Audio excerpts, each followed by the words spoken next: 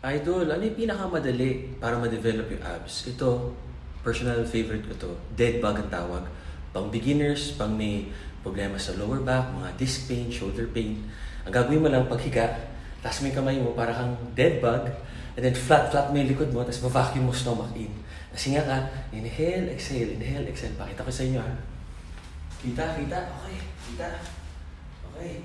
Flat likod, vacuum, inhale, inhale. Okay? Inhale, exhale. Inhale, exhale. 1. Hanggang 15 reps tayo. Flat yung likod, walang pain. I-extend nyo lang hanggang saan nyo kaya. Alternate na kamay, 4. Yan, dead bug down dito. 5. Flat yung likod, walang arch. 7.